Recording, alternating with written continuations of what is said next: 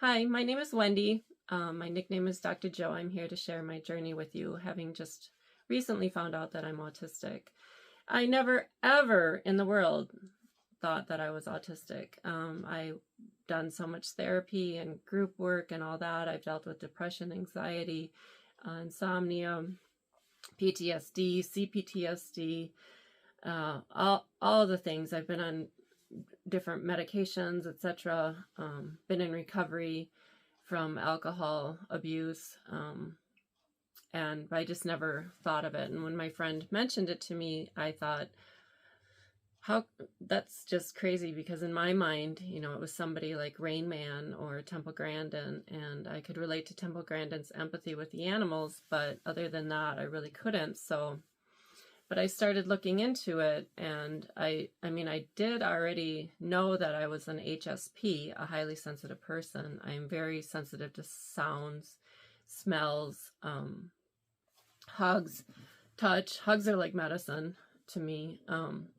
But I just never thought, I didn't think that was enough to be autistic. But the more I read, the more I realized. And some other things that convinced me that I am autistic is, like, for example, I have a huge startle response. It's out of this world. I thought that was due to PTSD, but I don't have PTSD really anymore.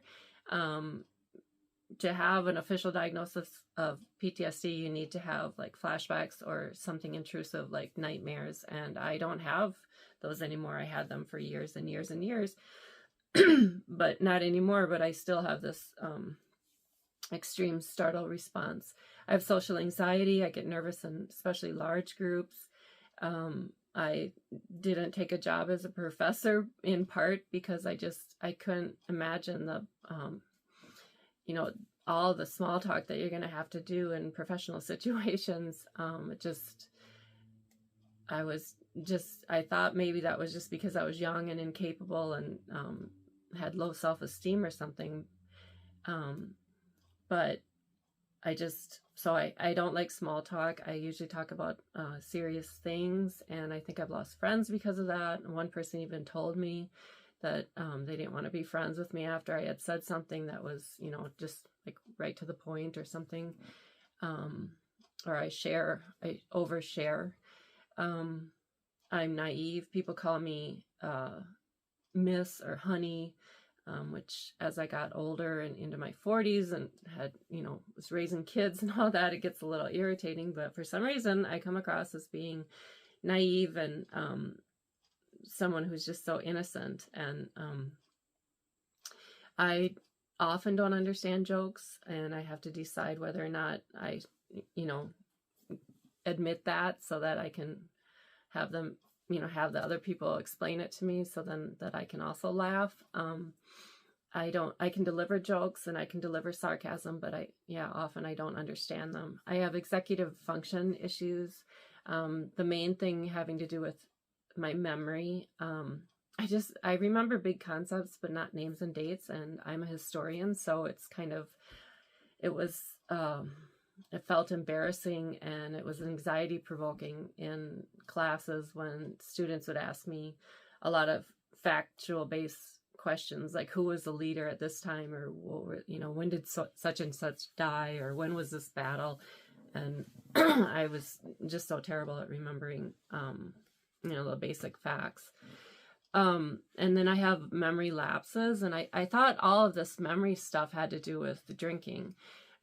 Because I've done my fair share of drinking over the years, despite having, decades of sobriety also. But I've never drank, put enough alcohol in my body that when I quit drinking, I had DTs or, the extreme withdrawal symptoms that sadly a lot of people do experience. And I've never had that.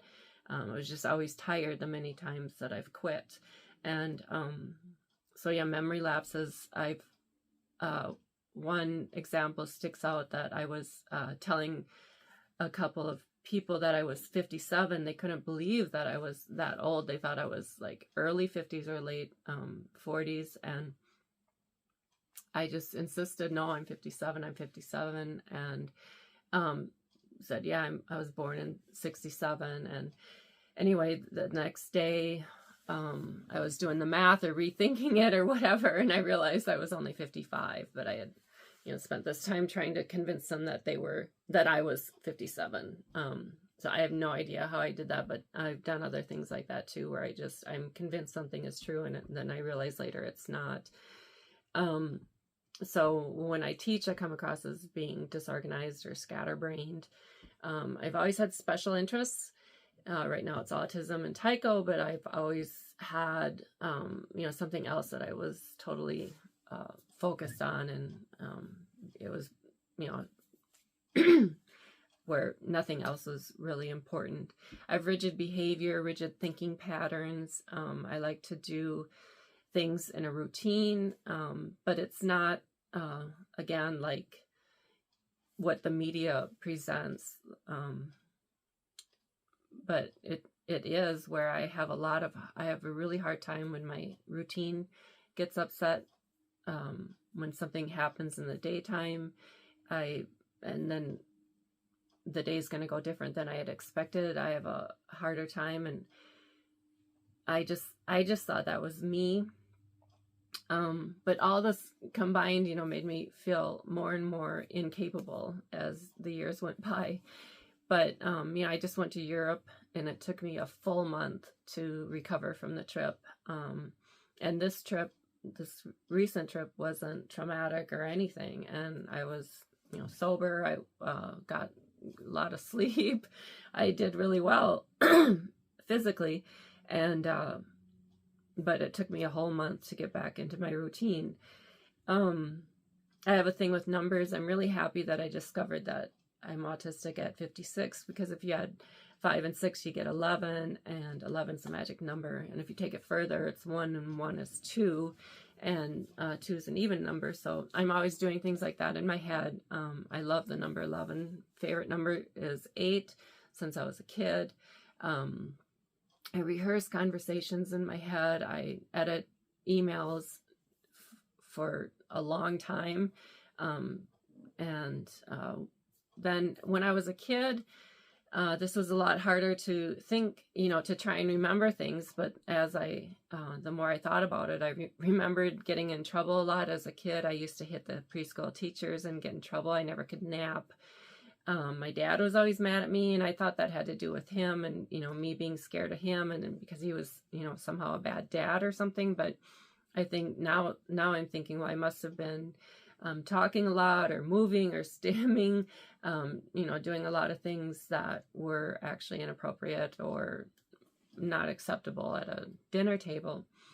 And so I think those are the main things that convinced me that I was autistic. And then I went in and was officially diagnosed. So in conclusion, I'm here to just continue sharing my story and what I'm discovering about being, that I'm autistic now at 56, and hit the subscribe button. And if you have any questions or comments, please let me know.